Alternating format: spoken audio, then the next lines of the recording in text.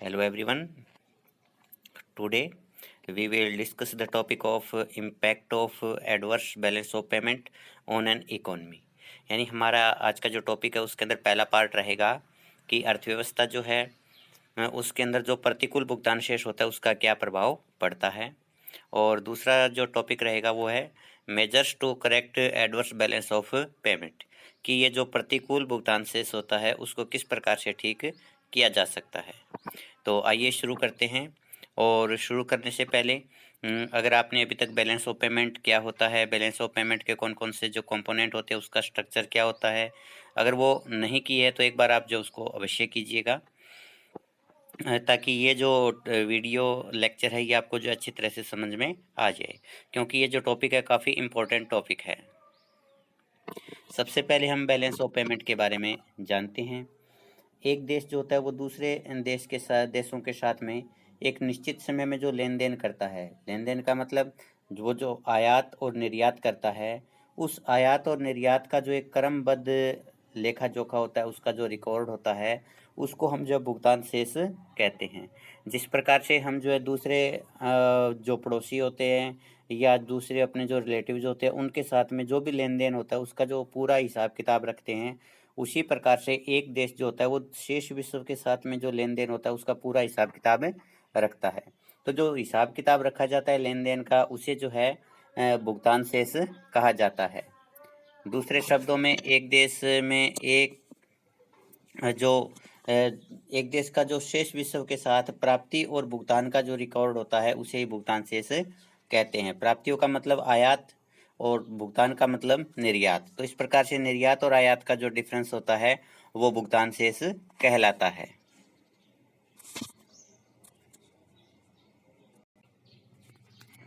तो भुगतान शेष का अर्थ हमने अभी तक जो वो जान लिया है। अब हम जानते हैं कि जो प्रतिकूल भुगतान शेष होता है उसका क्या मतलब होता है। एक देश का जो भुगतान शेष होता है उस समय प्रतिकूल अवस्था में होता है जब उस देश की शेष विश्व से प्राप्तियां जो होती है वो उसकी शेष विश्व से भुगतानों से कम होती है। यानी एक देश जो होता है वो एक साथ प्राप्ति और भुगतान यानी आयात और निर्यात करता है, लेकिन अगर उस देश की प्राप्तियों का मूल्य जो होता है वो कम होता है और उसके मुकाबले जो भुगतान होते हैं वो ज़्यादा करने होते हैं, तो उस अवस्था के अंदर एक देश का जो बैलेंस ऑफ पेमेंट होता है वो एडवर्स होता है या इनफेवरेबल होता है। जैसे मान लीजिए कि एक देश को जो है भारत को जो है एक साल के अंदर प्राप्तियां जो हुई 1000 करोड़ रुपए की हुई, और भारत को जो भुगतान करने हैं वो जो है 1500 करोड़ रुपए के करने हैं। तो अगर 1500 करोड़ रुपए के भुगतान करने हैं तो इसमें देखिएगा कि एक देश यानी भारत जो है उसको अपने आयातों के निर्यातों के मुकाबले जो आयात है वो 500 करोड़ रुपए के अधिक किए गए हैं। तो उस अवस्था के अंदर भारत को जब 500 करोड़ रुपए जो है दूसरे देशों को और पेमेंट करनी है, क्योंकि 1000 करोड़ रुपए का तो उसने जो वो निर्यात कर दिया तो 1000 करोड़ रुपए तो उसको प्राप्त हो गए थे, लेकिन उसको भुगतान करना था 1500 करोड़ रुपए का। तो इस अवस्था में ये जो 500 करोड़ रुपए का डिफरेंस है जो कि ऋणात्मक डिफरेंस है, ये इस बात का संकेत है कि एक देश का जो बैलेंस ऑफ पेमेंट है वो प्रतिकूल है। अब एक देश का जो प्रतिकूल भुगतान शेष होता है उसके जो है एक अर्थव्यवस्था के ऊपर क्या क्या प्रभाव पड़ते हैं, अब हम जो है उनको एक एक करके डिस्कस करते हैं। सबसे पहला है कि इससे एक देश की जो है अंतर्राष्ट्रीय स्तर के ऊपर आर्थिक विश्वसनीयता में कमी आती है, क्योंकि जब प्रतिकूल भुगतान शेष होता है वो इस वजह से होता है कि एक देश निर्यात कम कर पाता है। एक देश ने निर्यात इसलिए कम किया है क्योंकि उस देश के अंदर प्रोडक्शन जो है वो कम है, और उसके मुकाबले उस देश के अंदर जो है वो मांग ज़्यादा है, तो इसलिए उसको जो है आयात ज़्यादा करना पड़ा है। तो जब एक देश का लगातार भुगतान शेष प्रतिकूल चलता रहता है तो उसको जो है लगातार एक देश को ऋण लेना पड़ता है। तो जब एक देश ऋण के जाल में फंस जाता है तो उस अवस्था के अंदर जो है उस देश के जो विश्वसनीयता है वो कम होती है। तो इस प्रकार से भुगतान शेष का पहला जो एडवर्स इफेक्ट अर्थव्यवस्था के ऊपर देखने को मिलता है कि जिस देश का बैलेंस ऑफ पेमेंट प्रतिकूल हो जाता है उस देश के अंदर दूसरे देशों का विश्वास है वो कम हो जाता है, क्योंकि उनको लगता है कि ये देश जो वो आर्थिक रूप से मजबूत नहीं है। दूसरा कि प्रतिकूल भुगतान शेष होता है, इसके कारण एक देश को दूसरे देशों से ऋण लेना पड़ता है, क्योंकि मान लीजिए कि भी 1000 रुपये का जो है वो प्राप्तियां है और उसके मुकाबले जो 1500 करोड़ रुपए का जो भुगतान करना पड़ता है, और ऐसे में 500 रुपये जो है वो उसको एक्स्ट्रा पेमेंट करनी है। अब ये 500 करोड़ रुपए जो है पेमेंट करने का उसके पास में जो एक तरीका है वो है कि वो ऋण लेकर के 500 करोड़ रुपए का जो वो भुगतान कर दे। अब जब एक देश ऋण लेता है, क्योंकि उसे प्रतिकूल भुगतान से इसकी भरपाई करने के लिए लोन लेना पड़ा, जब वो देश लोन लेता है तो उसके कारण जिन देशों से उसने लोन लिया उन देशों के ऊपर उसकी निर्भरता बढ़ जाती है। और जब एक देश की दूसरे देशों के ऊपर निर्भरता बढ़ जाती है तो वो जो है उसे अपने हिसाब से चलाने की कोशिश करते हैं। तो ये एक देश की जो प्रभुसत्ता है उसके लिए जो है खतरनाक संकेत माना जाता है। नेक्स्ट है, जब एक देश का भुगतान शेष प्रतिकूल होने लगता है तो उससे एक देश की अर्थव्यवस्था का शोषण होने लगता है। अब शोषण क्यों होता है? पहला तो देखिए कि एक देश जो ऋण लेगा, जब ऋण लेगा तो दूसरे देशों के, जिन देशों से ऋण ले रखा है उनके दबाव में रहेगा। तो जब वो दबाव में रहेगा तो दूसरे देश जो है उसका जो शोषण करने के लिए जो वो तैयार बैठे रहते हैं और वो जो उसका शोषण शुरू कर देते हैं। जिस प्रकार से हम भी अपने जो है आसपास के समाज में देखते हैं कि जब एक व्यक्ति दूसरे व्यक्ति को लोन देता है तो फिर उसके जो है आंतरिक मामलों में भी वो जो हस्तक्षेप करने लगता है। तो उसी प्रकार से एक देश जो होता है, जिस देश से लोन लिया है, लोन देने वाला देश जो है उसके जो है संसाधनों का शोषण करने लगता है। वो कैसे करने लगता है वो देखिए कि जो मान लीजिए एक जो देश जिसका बैलेंस ऑफ पेमेंट प्रतिकूल है, उस देश के अंदर जो है कच्चा रॉ मटेरियल जो होता है वो अधिक मात्रा में होता है, क्योंकि उस देश के अंदर जब खुद के उद्योग धंधे नहीं होते हैं उतने ज़्यादा। तो जब उस देश के अंदर कच्चा माल ज़्यादा होता है तो जिन देशों ने लोन दे रखा है वो उससे सस्ता कच्चा माल लेना शुरू कर देते हैं। अब उसकी भी मजबूरी है क्योंकि उसे अपने बैलेंस ऑफ पेमेंट को ठीक करना है, इसलिए वो जो है उनको कच्चे माल का निर्यात करने के लिए मजबूर हो जाता है। और जब एक देश कच्चे माल का निर्यात करता है तो उससे उस देश के जो संसाधन हैं उनका अति दोहन होता है और उससे एक देश के अंदर भविष्य में भी जो है विकास की संभावना है वो खत्म हो जाती है। तो इस प्रकार से जब प्रतिकूल भुगतान शेष होता है तो उस अवस्था के अंदर एक देश का शोषण होने लगता है। नेक्स्ट है, इससे एक देश की जो विदेशी मुद्रा है उसका भंडार कम होने लगता है। अब एक देश के पास है, मान लीजिए कि भी 1000 करोड़ रुपए का जो विदेशी मुद्रा भंडार है और उसका बैलेंस ऑफ पेमेंट जो 500 रुपये ऋणात्मक है। अब ये इस भुगतान से इसको संतुलित करने के लिए इस अपने विदेशी मुद्रा भंडार में से 500 करोड़ रुपए जारी करेगा, 500 करोड़ की मुद्रा जो वो जारी करेगा। और जब ये 500 करोड़ रुपए की मुद्रा जारी करेगा तो उसका जो विदेशी मुद्रा का भंडार था वो कम हो जाता है। और विदेशी मुद्रा का भंडार जो होता है वो एक देश की जो है आर्थिक स्तर पर मजबूती का जो है वो संकेत होता है। तो जब एक देश का विदेशी मुद्रा भंडार लगातार गिरता चला जाता है तो ये माना जाता है कि उस देश की जो आर्थिक स्थिति है वो लगातार कमजोर होती जा रही है।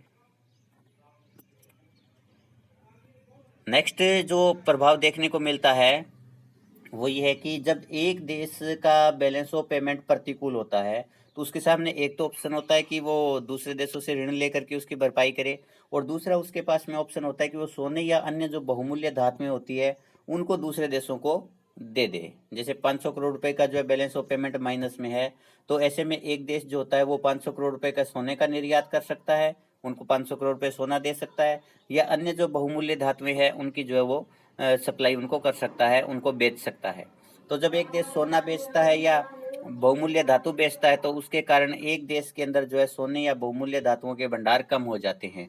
और जब ये भंडार एक देश में कम होते हैं तो उससे उस देश की जो आर्थिक स्तर पर जो स्थिति है वो कमजोर होती है। नेक्स्ट है, इससे दूसरे देशों पर जो आर्थिक निर्भरता होती है वो धीरे धीरे राजनीतिक निर्भरता का कारण बन जाती है। आर्थिक निर्भरता का मतलब है कि एक देश ने लोन लिया और लगातार वो जो है उस लोन की भरपाई करने के लिए और ज़्यादा लोन लेता है। तो इस प्रकार से एक देश जब आर्थिक रूप से दूसरे देशों पर निर्भर हो जाता है तो वो देश जो है धीरे धीरे उसके राजनीतिक जो वातावरण होता है या उसकी जो राजनीतिक कार्यप्रणाली होती है उसके अंदर भी हस्तक्षेप करने लगता है। और इसका जो एग्जाम्पल हम जो है पाकिस्तान में देखते हैं कि चाइना जो है पाकिस्तान के अंदर जो काफ़ी ज़्यादा पॉलिटिकल इंटरफेयर करता है, कि पाकिस्तान जो है राजनीतिक जो निर्णय लेता है अंतर्राष्ट्रीय स्तर के ऊपर वो बहुत कुछ जो है चाइना से प्रभावित होते हैं। इसी प्रकार से पिछले कुछ दिनों में हमने जो है नेपाल में भी देखा था कि नेपाल के अंदर जो कम्युनिस्ट पार्टी है उस पार्टी की जो राजनीतिक गतिविधियां हैं वो बहुत कुछ जो है चाइना के इशारे पर चलती है। तो इस प्रकार से जब एक देश दूसरे देशों पर निर्भर हो जाता है तो उस अवस्था के अंदर दूसरे देश जो होते हैं उसके ऊपर जो है राजनीतिक रूप से दबाव बना करके अपने हिसाब से राजनीतिक जो गतिविधियां वो चलाते हैं या जो नीतियां वो बनवाने की कोशिश करते हैं। तो ये एक देश के लिए जो बहुत बड़ा नुकसान है, क्योंकि इससे एक देश की जो संप्रभुता और जो स्वतंत्रता है वो खतरे में पड़ जाती है। नेक्स्ट है कि इससे जो है एक देश का आर्थिक विकास रुक जाता है, क्योंकि लगातार एक देश का जो एक्सपोर्ट कम होता है, इंपोर्ट ज्यादा होता है उसके मुकाबले। तो उस अवस्था के अंदर एक देश का ये प्रयास होता है कि मैं इंपोर्ट को कम करूं, और ऐसे में एक देश उसको अपने विकास के लिए विदेशों से पूंजी, मशीनरी इनकी आवश्यकता थी। वो मशीनरी और पूंजी का जो है आयात भी कम कर देता है, और जब एक देश के अंदर मशीनें और पूंजी नहीं आएगी तो उस देश के अंदर उद्योगों का विकास नहीं होगा, और जब एक देश के अंदर उद्योगों का विकास नहीं होगा तो उसके कारण उस देश का आर्थिक विकास है वो रुक जाता है। दूसरा, जब एक देश जो है अपने निर्यात को बढ़ाने की कोशिश करता है तो वो ज्यादातर कच्चे माल का निर्यात करता है, तो जिससे उस देश के अंदर उस कच्चे माल की कमी होने के कारण जो वो उस देश के आर्थिक विकास की संभावना है वो कम हो जाती है। तो इस प्रकार से बैलेंस ऑफ पेमेंट जो होता है एक देश के आर्थिक विकास के अंदर एक बहुत बड़ी रुकावट है। नेक्स्ट है कि इससे जिन देशों के ऊपर उसकी निर्भरता हो जाती है वे उस आर्थिक, राजनीतिक और सामाजिक क्षेत्र के अंदर भी हस्तक्षेप करने लगते हैं। जिस प्रकार से जो है भारत अगर अमेरिका के ऊपर या चाइना के ऊपर या इंग्लैंड के ऊपर अगर निर्भर हो जाता है आर्थिक रूप से, तो वो भारत की आर्थिक गतिविधियों में भी हस्तक्षेप करेंगे कि वो अपने हिसाब से जो भारत की आर्थिक नीति बनवाने की कोशिश करेंगे, भारत की राजनीति में भी हस्तक्षेप करेंगे, और हमारा जो सामाजिक ताना बाना है, यानी हमारी जो परंपराएं हैं, हमारी जो प्रथाएं हैं, धीरे धीरे उन तक भी वो जो अपनी पहुंच बढ़ाने लगते हैं। वो धार्मिक क्षेत्र के अंदर भी हस्तक्षेप करने लगते हैं। नेक्स्ट होता है कि इससे एक देश जो है अपनी आवश्यकताओं की पूर्ति के लिए दूसरे देशों पर निर्भर हो जाता है, क्योंकि लगातार जो है एक देश इंपोर्ट कर रहा है, इसका मतलब उस देश के अंदर उन वस्तुओं का प्रोडक्शन नहीं हो रहा, तो उसके कारण एक देश जो होता है उन वस्तुओं के लिए जो है दूसरे देशों पर निर्भर रहता है, यानी आयात पर निर्भर रहेगा। और जब कभी भी कोई संकट आता है, जैसे मान लीजिए युद्ध हो गया या उन वस्तुओं की जो है अंतर्राष्ट्रीय स्तर के ऊपर कमी हो गई, तो उस अवस्था के अंदर जो उस देश को उन वस्तुओं को प्राप्त करना काफी मुश्किल हो जाता है, जिससे उस देश के अंदर जो स्थिति काफी खराब हो सकती है। जैसे हाल ही में जो है अगर अपन बात करते हैं वैक्सीन की, कोरोना की, तो जिन देशों के अंदर जो है कोरोना वैक्सीन का प्रोडक्शन नहीं होता है वो जो है दूसरे देशों पर निर्भर है। अब दूसरे देश, क्योंकि सभी जो इस महामारी से जूझ रहे हैं, तो पहले अपने देश की सोच रहे हैं, तो ऐसे में उन देशों को जो है वैक्सीन प्राप्त नहीं हो रही है, तो ये इस वजह से दिक्कत आ रही है उनको, क्योंकि वो जो है दूसरे देशों पर निर्भर है इन वस्तुओं के लिए। तो इस प्रकार की स्थिति जो है प्रत्येक प्रकार की वस्तु के मामले में पैदा हो सकती है, अगर एक देश जो है अपने जो जरूरतें हैं, घरेलू जरूरतें हैं, उनकी पूर्ति के लिए अगर दूसरे देशों पर निर्भर रहता है। नेक्स्ट है, इससे एक अर्थव्यवस्था जो है ऋण जाल में फंस जाती है। ऋण जाल का मतलब होता है कि एक ऋण लिया और वो देश उस ऋण को चुकाने के लिए अगर नया ऋण लेता है, क्योंकि उस देश के अंदर इतनी आमदनी नहीं हुई कि भी वो जो है उस ऋण को चुका पाए, तो इस प्रकार से जब एक ऋण को चुकाने के लिए नया ऋण लिया जाता है तो उसको ऋण जाल कहा जाता है। तो अगर एक देश का लगातार बैलेंस ऑफ पेमेंट प्रतिकूल रहता है तो उसके कारण एक देश को लगातार नए से नया लोन लेना पड़ता है, और उसके कारण एक देश की अर्थव्यवस्था जो होती है वो ऋण जाल में फंस जाती है। तो इस प्रकार से हमने ये देखे थे कि जो प्रतिकूल भुगतान शेष था उसके जो है एक अर्थव्यवस्था के ऊपर बहुत ही बुरे प्रभाव जो है देखने को मिलते हैं। इसलिए प्रत्येक देश का ये प्रयास होता है कि उसका जो बैलेंस ऑफ पेमेंट है वो प्रतिकूल ना हो, बल्कि या तो अनुकूल हो या संतुलन में हो। तो अब हम ये देखेंगे कि जो प्रतिकूल भुगतान शेष होता है उसको ठीक कैसे किया जा सकता है। तो ये टॉपिक हम आगे बढ़ाने से पहले जो मुख्य रूप से हम क्लियर करना चाहते हैं वो ये चीज है कि बैलेंस ऑफ पेमेंट की मुख्य वजह ये है कि एक देश का इंपोर्ट या इसको अगर आप और थोड़ा सा जो है तकनीकी रूप से सही करना चाहे तो हम ये कह सकते हैं एक देश की जो रिसीट है वो उसकी पेमेंट से कम होती है, यानी एक देश को जो है प्राप्तियां तो कम है और उसके मुकाबले उस देश को जो है भुगतान ज्यादा करने पड़ रहे हैं। तो उस अवस्था के अंदर एक देश का जो है वो भुगतान शेष होता है वो प्रतिकूल होता है। अब हमारे पास में इसको ठीक करने के दो तरीके, मान लीजिए कि ये जो हमारे पास में जो है रिसीट है और ये जो हिस्सा ये हमारे पास में पेमेंट का है। अब हमें जो इन दोनों को इक्वल करना है, तो इक्वल करने के लिए हमारे पास में दो ऑप्शन है। पहला कि हम जो है अपनी प्राप्तियों को बढ़ा करके इस स्तर पर ले जाएं, यानी अगर हम अपने निर्यात वाले हिस्से को बढ़ाएंगे तो उसके कारण जो है एक देश के अंदर पूंजी का प्रवाह होगा और उसके कारण जो है प्राप्तियां बढ़ेंगी। तो पहला तरीका तो हमारे पास में ये है। और दूसरा तरीका हमारे पास में जो हो सकता है वो ये है कि हमें जो पेमेंट करनी है हम उस पेमेंट को नीचे ले आए, यानी पेमेंट का मतलब इंपोर्ट वाला हिस्सा जिससे हमारे देश से मुद्रा बाहर की तरफ जा रही है, अगर हम उस हिस्से को कम कर पाए तो हमारा भुगतान शेष जो वो ठीक हो सकता है।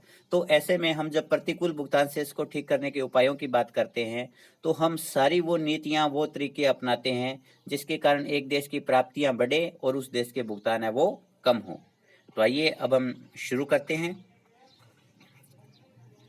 प्रतिकूल भुगतान शेष तभी ठीक हो सकता है जब एक देश के निर्यात बढ़े यानी प्राप्तियां बढ़े और आयात कम हो यानी भुगतान कम हो। तो ऐसे में बैलेंस ऑफ पेमेंट को ठीक करने के जो उपाय है वो ऐसे उपाय हो सकते हैं जिसके कारण एक देश की जो प्राप्तियां है वो तो बढ़े और जो भुगतान है उनमें कमी हो। तो अब हम एक एक करके डिस्कस करते हैं कि कौन कौन सी नीति अपनाई जाए जिसके कारण एक देश की प्राप्तियों में तो वृद्धि हो और एक देश के भुगतान है वो धीरे धीरे कम होते चले जाए। तो इसके जो उपाय हैं उन उपायों में पहला उपाय है आर्थिक उपाय, दूसरा है राजनीतिक उपाय, तीसरा है सामाजिक उपाय और चौथा है अंतर्राष्ट्रीय उपाय। तो इस प्रकार से हम देखते हैं कि एक देश का जो बैलेंस ऑफ पेमेंट होता है उसको ठीक करने के लिए अनेक स्तरों पर जो है प्रयास करने पड़ते हैं। आर्थिक स्तर पर भी प्रयास करने पड़ते हैं, राजनीतिक स्तर पर भी प्रयास करने पड़ते हैं, सामाजिक और अंतर्राष्ट्रीय स्तर पर भी प्रयास करने पड़ते हैं। तो सबसे पहले हम जो है आर्थिक उपायों को देखते हैं। आर्थिक उपायों को हम दो भागों में बांट सकते हैं। पहला जो है इसके अंदर मौद्रिक उपाय है और दूसरा जो है गैर मौद्रिक या अमौद्रिक उपाय है। तो पहले मौद्रिक उपाय में आप देखते हैं कि अपस्फीति, एक देश को अगर अपने देश के अंदर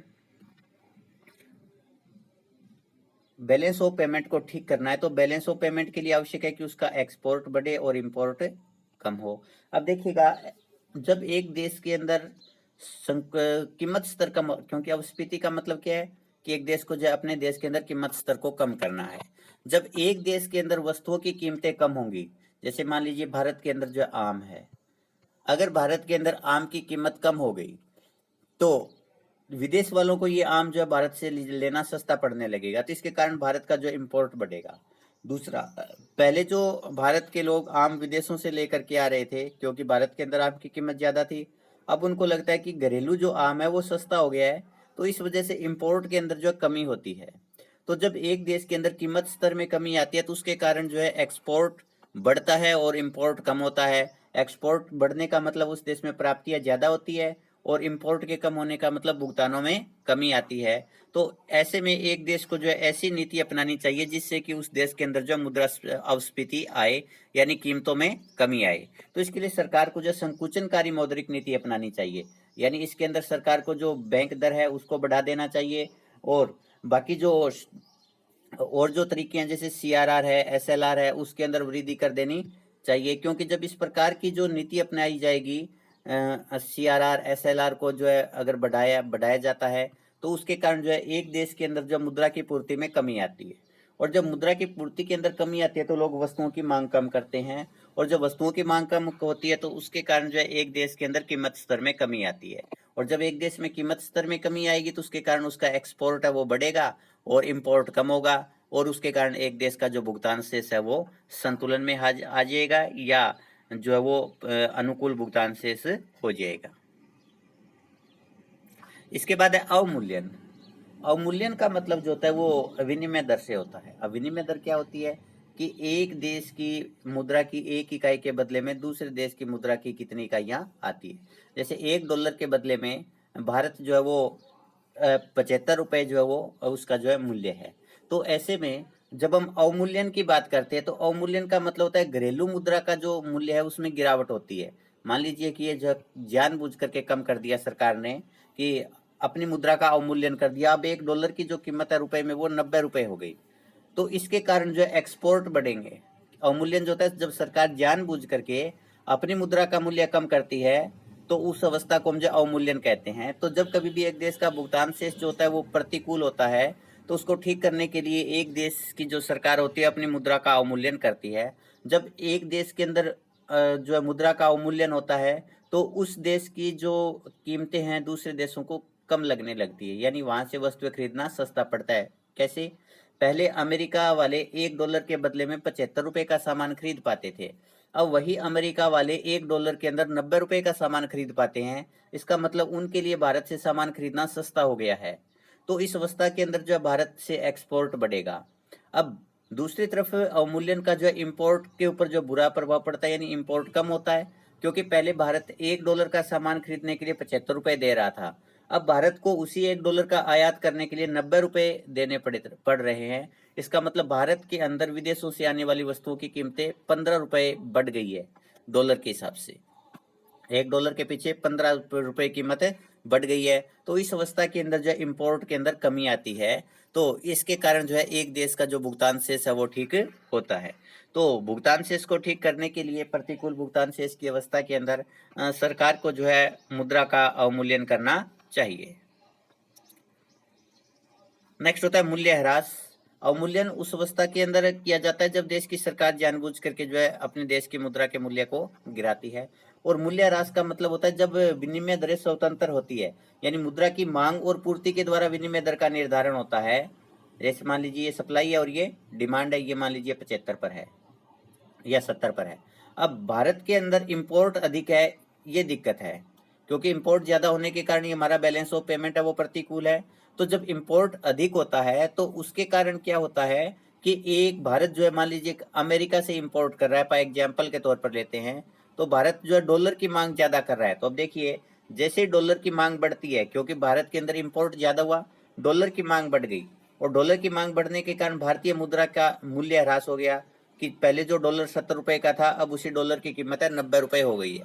तो इसका मतलब मूल्य ह्रास के अंदर सरकार जो होती है वो कोई हस्तक्षेप नहीं करती, इसमें अपने आप जो विदेशी मुद्रा की मांग बढ़ती है, विदेशी मुद्रा की मांग बढ़ने के कारण एक देश की जो घरेलू मुद्रा होती है उस देश की घरेलू मुद्रा का मूल्य वो गिर जाता है।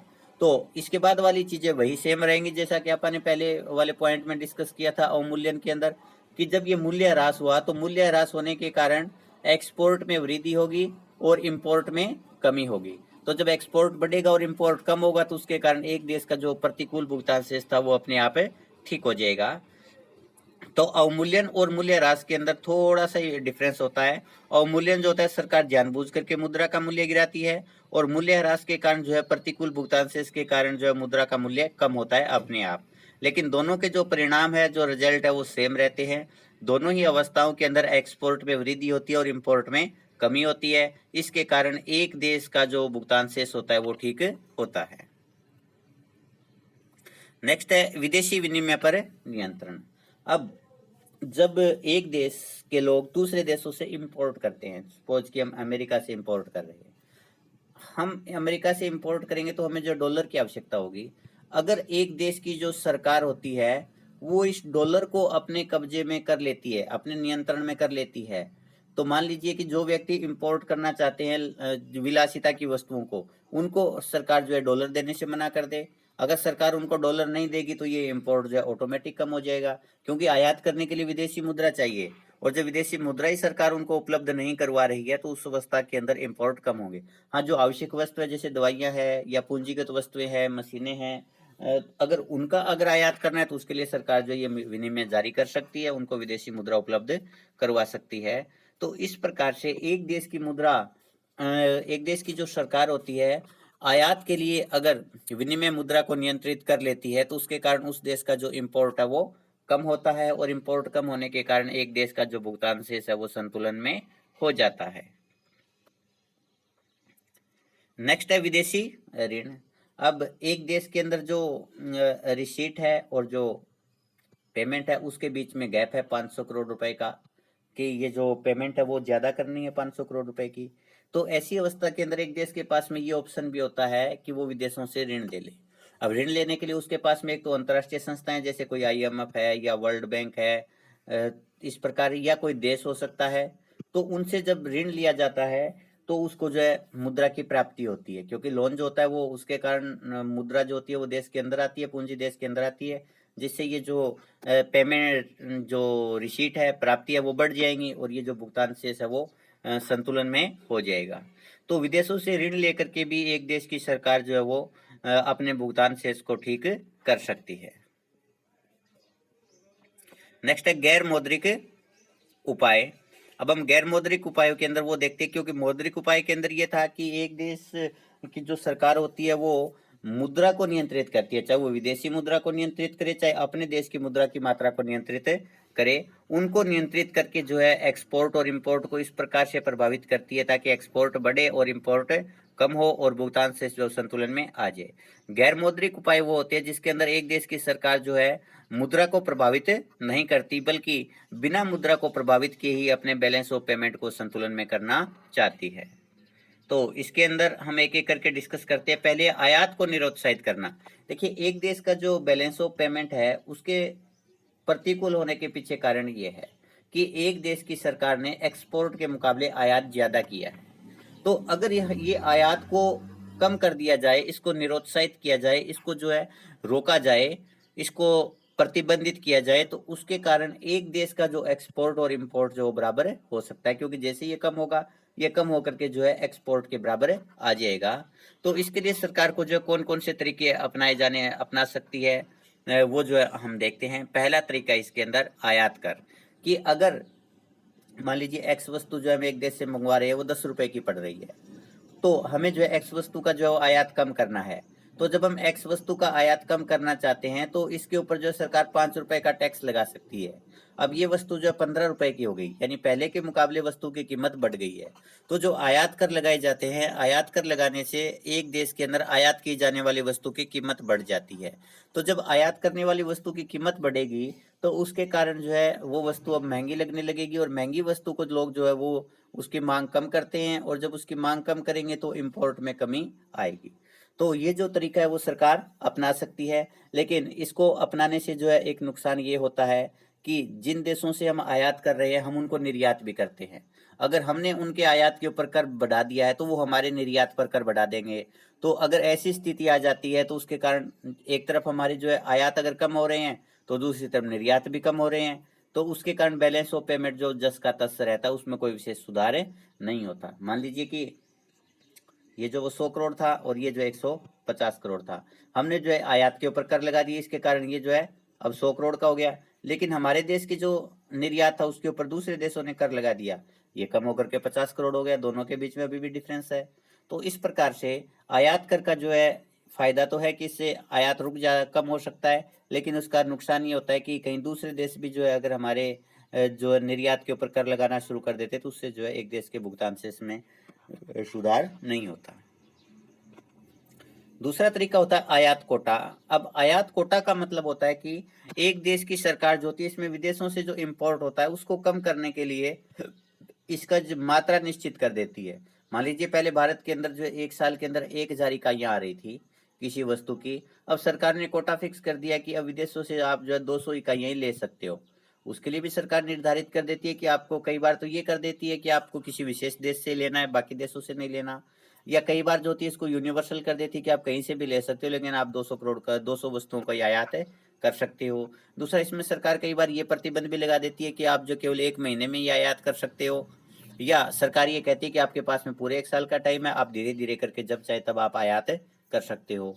तो कुल मिलाकर के जो आयात कोटा होता है वो निर्धारित करने के कारण एक देश के अंदर आयात की जाने वाली वस्तुओं की मात्रा को सीमित किया जा सकता है, और जब एक देश के अंदर आयात का जो है वो कम होगा तो उसके कारण एक देश के जो भुगतान से उसमें सुधार होगा। नेक्स्ट है आयात प्रतिस्थापन को प्रोत्साहन देना। ये मोस्ट इंपॉर्टेंट चीज है इन दोनों के मुकाबले। मान लीजिए हम जो है अमेरिका से जो है वो एक वस्तु मंगा रहे हैं, उस वस्तु का आप नाम दे देते हैं कि हम जो है वहाँ से एक जो वो ये हम जो रेमडेसिविर मंगवा रहे हैं,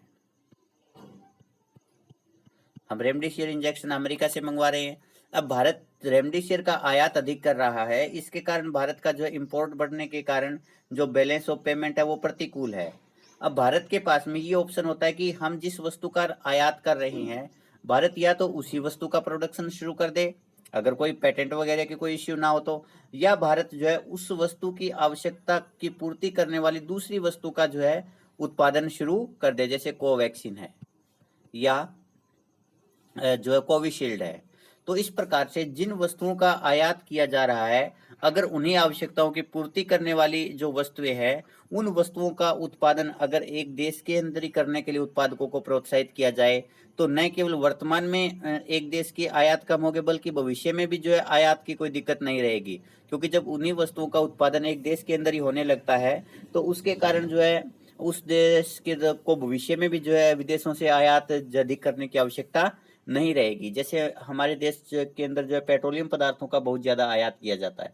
अगर भारत कोई ऐसी टेक्नोलॉजी खोज देता है जिसके कारण जो है पेट्रोलियम पदार्थों से चलने वाले वाहन बिना पेट्रोलियम पदार्थों के चलने लग जाए, तो हमने स्थानापन्न वस्तुओं को खोज लिया, अब हमें पेट्रोलियम पदार्थों की आवश्यकता नहीं है, तो हमें जो है दूसरे देशों से पेट्रोलियम पदार्थों को आयात करने की भी आवश्यकता नहीं रहेगी। तो ये जो आयात प्रतिस्थापन होता है, इससे एक तो आयात कम होता है, दूसरा एक देश के अंदर उत्पादन बढ़ता है, जिसके एक देश के अंदर जो है कीमत स्तर में कमी आती है और रोजगार को भी बढ़ावा मिलता है। तो ये जो है द बेस्ट तरीका होता है एक देश को अपने भुगतान संतुलन को जो प्रतिकूल है उसको ठीक करने के लिए। तो ऐसे में जो उत्पादक होते हैं उनको प्रोत्साहन दिया जाना चाहिए, उनको टैक्स में छूट दी जानी चाहिए, उनको कच्चे माल के आयात की जो है जो वो आसानी से सुविधा उपलब्ध करवानी चाहिए, या उस देश के अंदर जो उद्योगपति है उनको सब्सिडी देनी चाहिए। यानी आप कोई भी तरीका अपनाइए, आप उनको जो है प्रोत्साहित कीजिए ताकि वो आयात की जाने वाली वस्तुओं का अपने देश में प्रोडक्शन करने लगे। नेक्स्ट होता है निर्यातों को बढ़ावा देना। अब एक देश का जो बैलेंस ऑफ पेमेंट है वो प्रतिकूल होने के पीछे ये कारण है कि उस देश के इंपोर्ट तो ज़्यादा है और एक्सपोर्ट कम है। अगर ये देश अपना एक्सपोर्ट बढ़ा देगा तो उसके कारण उसका एक्सपोर्ट और इंपोर्ट बराबर हो जाएगा और उसका जो भुगतान शेष प्रतिकूल था वो ठीक हो जाएगा। अब हमें ये देखना है कि एक देश जो निर्यातों को कैसे बढ़ा सकता है। एक देश को पहले तो अपने देश में उत्पादन बढ़ाना चाहिए, क्योंकि जब एक देश के अंदर उत्पादन बढ़ेगा तो ही वो जो दूसरे देशों को निर्यात कर पाएंगे। तो एक देश की सरकार को जो है उत्पादकों को उत्पादन बढ़ाने के लिए प्रेरित करना चाहिए। दूसरा, कई बार एक देश के अंदर उत्पादन तो बढ़ जाता है लेकिन उसकी विदेशों में मांग नहीं होती, तो विदेशों में जो है मांग पैदा करने के लिए सरकार को जो है विदेशों में जो है वो प्रदर्शनी लगानी चाहिए। अगर हमारे देश के सामान हमें विदेशों में बेचना है और हम उसकी विदेशों में प्रदर्शनी लगाते हैं, वहां पर एडवर्टाइजमेंट करते हैं, तो इसके कारण उस देश की वस्तुओं की मांग जो है विदेशों में बढ़ेगी, और जब एक देश की मांग विदेशों में बढ़ती है तो उसके कारण जो है निर्यात में वृद्धि होती है। इसके अलावा एक देश की सरकार को जो है विभिन्न देशों के साथ में समझौते करने चाहिए। व्यापारिक समझौते जब होते हैं तो उसके कारण जो है एक देश का जो है निर्यात बढ़ता है। तो एक देश को जो है निर्यात बढ़ाने के लिए ये सब तरीके अपनाने चाहिए। इसके अलावा एक देश को जो है स्पेशल जो है वो एक्सपोर्ट जोन बना देने चाहिए कि उनको जो विशेष सुविधाएं दी जाए, और वहां पर जो प्रोडक्शन होता है एक्सपोर्ट जोन के अंदर उस प्रोडक्शन का केवल और केवल निर्यात ही किया जा सकता है। और जो उद्योगपति एक्सपोर्ट जोन में आना चाहते हैं उनको जो है अनेक प्रकार की सुविधाएं दी जानी चाहिए। या निर्यात को बढ़ाने के लिए एक देश की सरकार जो है निर्यात की जाने वाले जो वस्तुएं होती है उनके उत्पादकों को सब्सिडी भी दे सकती है, जिसके कारण वो जो है थोड़ा कम कीमत के ऊपर निर्यात कर सके, जिससे कि अंतर्राष्ट्रीय स्तर के ऊपर वो प्रतियोगिता कर पाए। इसी प्रकार से एक देश की सरकार जो डंपिंग का तरीका भी अपना सकती है कि अपने देश के अंदर तो वस्तु की कीमत ज्यादा है लेकिन विदेशों में उसी वस्तु को जो है सस्ता बेच सकती है, जिससे उस देश के निर्यात को बढ़ावा मिलता है। तो इस प्रकार से एक देश की सरकार को वो सब तरीके अपनाने चाहिए जिसके कारण निर्यात बढ़े, और जब एक देश का निर्यात बढ़ेगा तो उसके कारण उस देश का जो भुगतान शेष है वो संतुलन में या अनुकूल हो जाएगा। नेक्स्ट है विदेशी निवेश को प्रोत्साहन। अब देखिए, विदेशी निवेश जब एक देश के अंदर आता है तो हम इसको इस प्रकार से समझते हैं, प्राप्तियां और भुगतान क्या होता है। प्राप्तियों का मतलब वो सारे कार्य जिसके कारण एक देश के अंदर पूंजी का प्रवाह होता है। यानी प्रवाह जब देश के अंदर होता है तो उस अवस्था के अंदर प्राप्तियां होती है।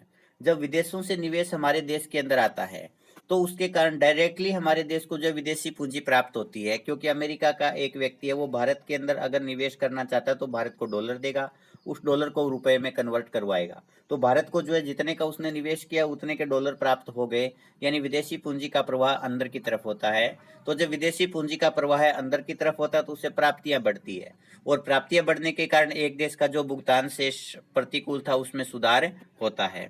तो ये तो था कि भी विदेशी निवेश जो है किस प्रकार से जो है एक देश के भुगतान शेष को प्रभावित करता है। अब सवाल ये पैदा होता है कि विदेशी निवेश को कैसे आकर्षित किया जाए। विदेशी निवेश को आकर्षित करने के लिए सबसे पहले एक देश के अंदर जो है निवेश के अनुकूल माहौल बनाना चाहिए, क्योंकि जिस देश के अंदर दूसरे देश के निवेशक निवेश करते हैं, अगर वहां पर जो है निवेश की प्रक्रिया काफी जटिल है, कि उद्योग लगाने के लिए जो काफी ज्यादा जटिल प्रक्रिया का उनको सामना करना पड़ता है, तो वो उस देश में उद्योग लगाना पसंद नहीं करेंगे, निवेश करना पसंद नहीं करेंगे। तो उस देश के अंदर जो वो आसानी से जो है वो विदेशी मुद्रा की प्राप्ति नहीं होगी, निवेश नहीं होगा। तो ऐसे में एक देश को है अपने देश के अंदर जो है निवेश के अनुकूल माहौल बनाना चाहिए।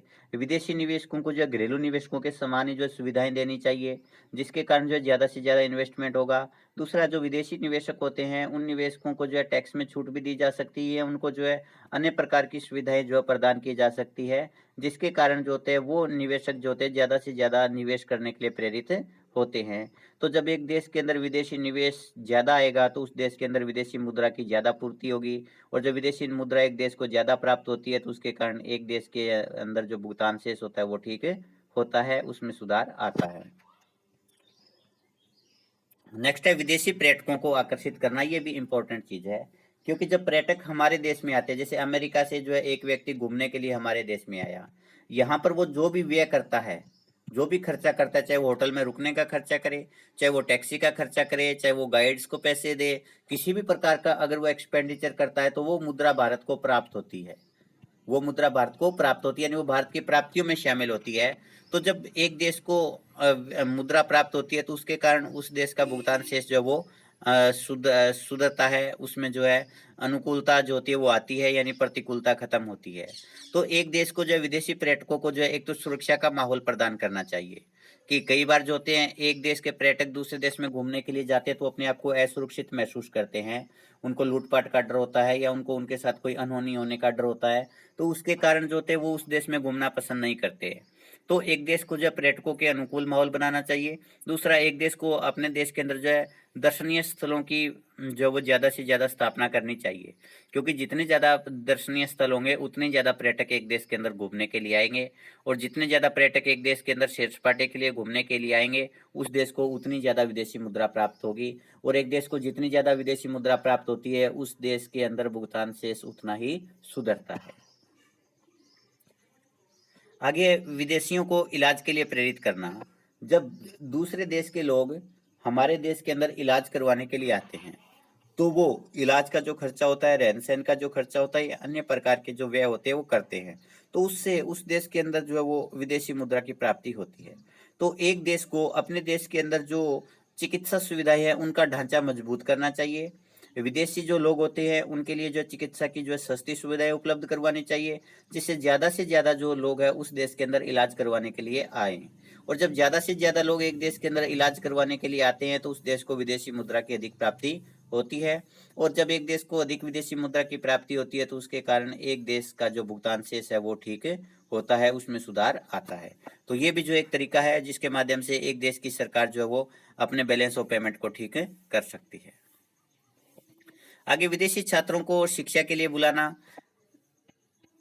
अगर एक देश के अंदर सुदृढ़ जो शिक्षा का ढांचा है, कि अच्छी प्रकार के संस्थान है, बेहतरीन शिक्षा अगर वहां पर दी जाती है तो उसके कारण ज्यादा से ज्यादा विदेशी छात्र जो है पढ़ने के लिए उस देश में आते हैं। और जब विदेशी छात्र जो है एक देश के अंदर पढ़ने के लिए आते हैं तो अनेक प्रकार के व्यय करते हैं शिक्षा पे के ऊपर भी, और जो गैर शैक्षणिक उनके एक्सपेंस होते हैं उनके उनसे भी एक देश की सरकार को जो विदेशी मुद्रा प्राप्त होती है।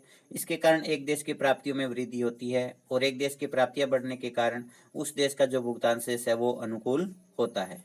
तो एक देश के जो अंदर है वो विदेशी जो छात्र होते हैं, एक तो उनको जो सुरक्षा का माहौल प्रदान करना चाहिए, दूसरा जो है अनेक प्रकार की स्कॉलरशिप की स्कीम भी चलानी चाहिए, जिससे कि विदेशी छात्र जो होते हैं वो ज़्यादा से ज़्यादा उस देश के अंदर पढ़ने के लिए आकर्षित हों। और एक देश के अंदर जो है कम्पिटिटिव माहौल पैदा करना चाहिए, क्योंकि कम्पिटिटिव माहौल के अंदर जो है एजुकेशन क्वालिटी बढ़ती है, कि विभिन्न प्रकार की जो यूनिवर्सिटीज होती है उनमें जब आपस में क्वालिटी को लेकर के कंपटीशन होता है तो उनमें जो है प्रत्येक यूनिवर्सिटी जो है बेहतर करने की कोशिश करती है। और जब एक यूनिवर्सिटी के अंदर शिक्षा का स्तर बेहतर होता है तो अपने आप विदेशी छात्र जो पढ़ने के लिए वहां पर आते हैं। नेक्स्ट होता है राजकीय व्यापार। राजकीय व्यापार का मतलब ये होता है कि सरकार जब विदेशी व्यापार को अपने हाथ में ले लेती है तो उसको जो हम राजकीय व्यापार कहते हैं। जब एक बार एक देश की सरकार व्यापार को अपने हाथ में ले लेगी तो एक्सपोर्ट और इंपोर्ट एक देश की सरकार ही करती है। तो अगर एक देश की सरकार को लगता है कि उसका इंपोर्ट अधिक हो रहा है, उसके कारण बैलेंस ऑफ पेमेंट प्रतिकूल है, तो राज्य सरकार जो होती है इंपोर्ट कम करना शुरू कर देती है, क्योंकि कोई भी सामान अगर इंपोर्ट करना है तो सरकार के थ्रू ही होगा। तो इस अवस्था के अंदर सरकार पूरी तरह से विदेशी व्यापार के ऊपर नियंत्रण स्थापित कर लेती है, और ऐसे में सरकार जो होती है वो विदेशों से होने वाले आयात के ऊपर जो है वो प्रतिबंध लगा देती है, जिसके कारण एक देश का जो भुगतान शेष है उसमें संतुलन आता है, उसमें सुधार होता है। नेक्स्ट है राजनीतिक उपाय, कि एक देश की जो सरकार होती है वो राजनीतिक स्तर के ऊपर भी जो है अनेक प्रकार की ऐसी नीतियां, अनेक प्रकार के ऐसे कार्य कर सकती है जिसके कारण एक देश का जो भुगतान शेष होता है वो संतुलन में आ सकता है। तो इसमें कौन कौन से उपाय एक देश की सरकार कर सकती है वो हम देखेंगे। एक राजनीतिक गठबंधनों पर रोक, कि कई बार एक जो अनेक देश जो होते हैं वो मिल करके जो है एक बड़े देश का रूप धारण कर लेते हैं, जैसे यूएसएसआर, कि जो रूस था पहले यूएसएसआर था। अब रूस के अंदर छोटे छोटे अनेक देश थे, लेकिन बाद में जब इन देशों का किसी भी वजह से विघटन होता है तो जो बड़ा देश इनमें से बचता है वो उन छोटे देशों के ऊपर अभी भी अपना प्रभाव जमाए रखता है। तो जब एक छोटे देश के ऊपर उसका प्रभाव रहता है तो वो देश जो है अपनी स्वतंत्र आर्थिक नीतियां नहीं बना सकता।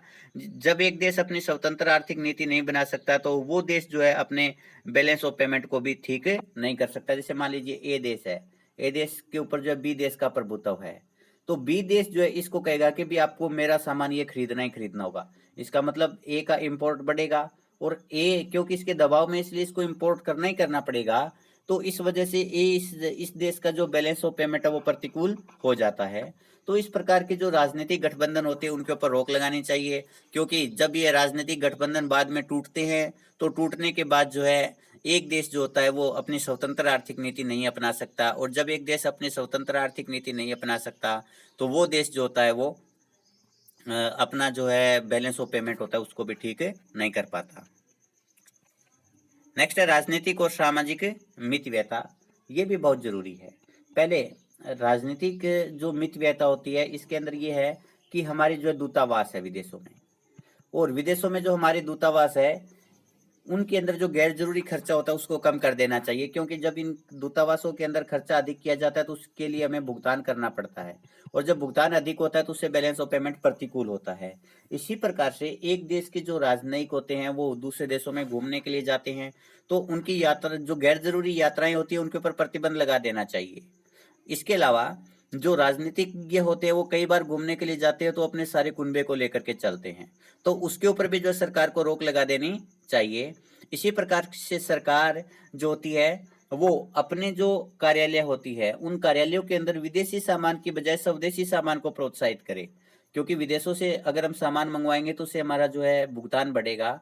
तो सरकार को जो विदेशी सामान की बजाय जो है घरेलू सामान का जो प्रयोग करना चाहिए। तो इस प्रकार से सरकार को जो है राजनीतिक स्तर के ऊपर जो बहुत सारे प्रयास करने चाहिए, जिससे सरकार के जो खर्चों में कमी आए, विशेष रूप से जो विदेशी खर्चे हैं, विदेशी वस्तुओं के ऊपर उनका जो व्यय होता है उसमें कमी आए। तो जब इस प्रकार की नीति अपनाई जाती है तो उसके कारण एक देश का जो भुगतान शेष होता है वो अनुकूल होने लगता है। दूसरा होता है सामाजिक मितव्ययता, कि केवल राजनीतिक स्तर के ऊपर प्रयास नहीं करने चाहिए बल्कि जो है समाज के स्तर के ऊपर भी जो है उसमें प्रयास करने की आवश्यकता है। कि इसके अंदर जो है एक तो लोगों को जो है स्वदेशी के लिए प्रेरित करना चाहिए, कि अगर लोग विदेशी के स्थान पर स्वदेशी सामान का प्रयोग अधिक करेंगे तो उसके कारण एक देश के अंदर जो इम्पोर्ट अपने आप कम होगा। दूसरा, जो प्रदर्शन प्रभाव है उस प्रदर्शन प्रभाव के ऊपर रोक लगानी चाहिए, क्योंकि प्रदर्शन प्रभाव के तहत क्या होता है कि एक देश के जो लोग होते हैं वो विदेशों से आने वाले सामान को ज़्यादा प्रेफर करते हैं, क्योंकि उनको लगता है कि ये विदेशी सामान है, इसके कारण हमारा स्टैंडर्ड बढ़ेगा। तो उन लोगों को जो है जो प्रदर्शन प्रभाव है उसके ऊपर जो है रोक लगानी चाहिए, लोगों को जो है प्रेरित करना चाहिए। तीसरा, समाज के अंदर जो लोग हैं उनके अंदर एक जागरूकता पैदा करनी चाहिए कि अगर एक देश विदेशों से आयात ज्यादा करता है तो उसके कारण धीरे धीरे एक देश राजनीतिक, आर्थिक और सामाजिक रूप से जो विदेशों का गुलाम बन सकता है। तो ऐसे में अगर समाज के अंदर जो जागरूकता आएगी तो वो धीरे धीरे अपने आप जो है विदेशी सामान के ऊपर व्यय कम कर देंगे और स्वदेशी सामान के ऊपर व्यय ज्यादा करेंगे, जिसके कारण जो है एक देश का जो बैलेंस ऑफ पेमेंट है वो सुधरेगा। तो इस प्रकार से राजनीतिक और सामाजिक मितव्ययता को अपना करके विदेशी सामान के ऊपर जो व्यय है उसको कम करके जो है एक देश अपने भुगतान से इसको ठीक कर सकता है। नेक्स्ट है राजनीतिक दर्शन में बदलाव। ये इंपॉर्टेंट चीज है।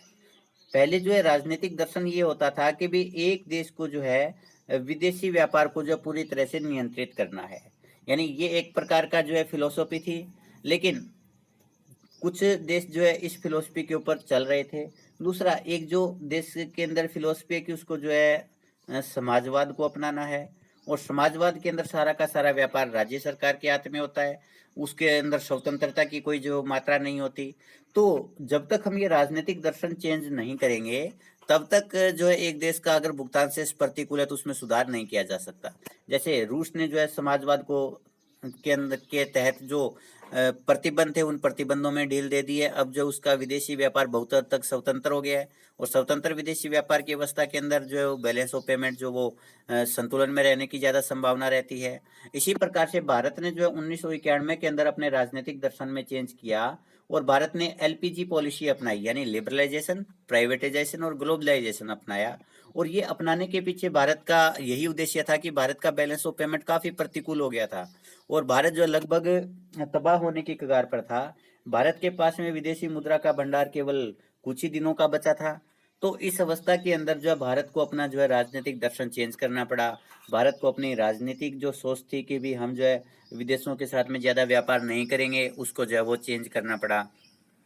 तो इस प्रकार से राजनीतिक दर्शन में जब बदलाव होता है तो उसके कारण जो है स्वतंत्र व्यापार नीतियां बनती है, और जब व्यापार नीतियां स्वतंत्र होती है तो उसके कारण जो है भुगतान से इसको ठीक करना काफी आसान रहता है। नेक्स्ट है सामाजिक उपाय।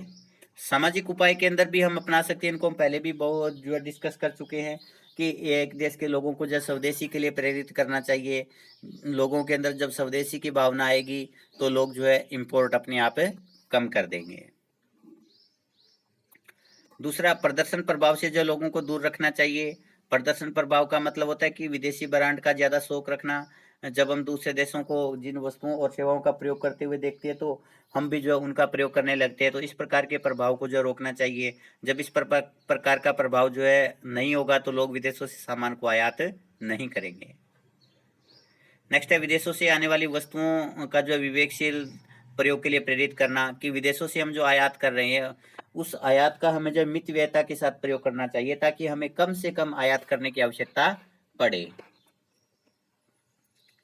इसके बाद है अंतर्राष्ट्रीय स्तर पर जो है उपाय हमें अपनाने चाहिए कि अगर एक देश का बैलेंस ऑफ पेमेंट लगातार प्रतिकूल चल रहा है तो उसे अंतर्राष्ट्रीय संस्थाओं जैसे आईएमएफ है, डब्ल्यूटीओ है, वर्ल्ड बैंक है आदि से मदद लेनी चाहिए, उन्हीं से जो लोन लेने चाहिए ताकि एक देश के ऊपर जो है दूसरे देशों का दबाव ना बढ़े। तो ये भी उपाय जो अपनाए जा सकते हैं।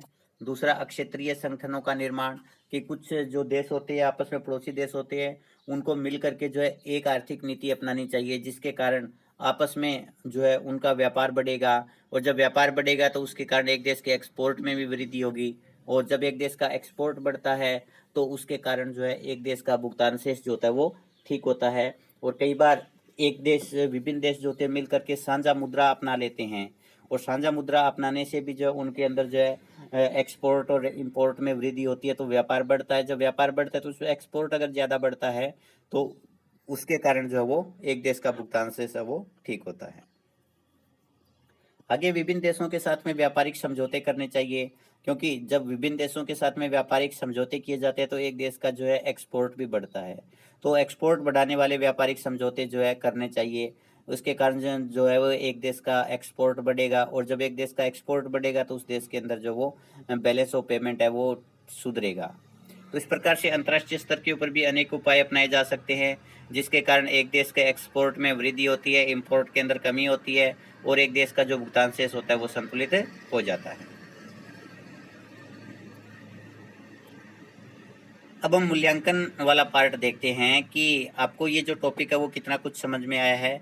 आप इन प्रश्नों के जवाब दीजिएगा। जब आप इन प्रश्नों के जवाब दोगे तो आपको पता चलेगा कि भी ये टॉपिक आपको कितना सा समझ में आया है। तो हमारा पहला क्वेश्चन है, प्रतिकूल भुगतान शेष एक देश के लिए कैसे घातक या नुकसानदायक सिद्ध होता है।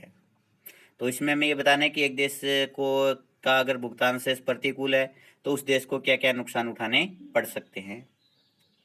दूसरा, एक देश अपने भुगतान शेष को किस प्रकार से ठीक कर सकता है। तो भुगतान शेष को ठीक करने के जो उपाय है वो बताने हैं। तो इसी के साथ अपना ये टॉपिक समाप्त होता है। धन्यवाद।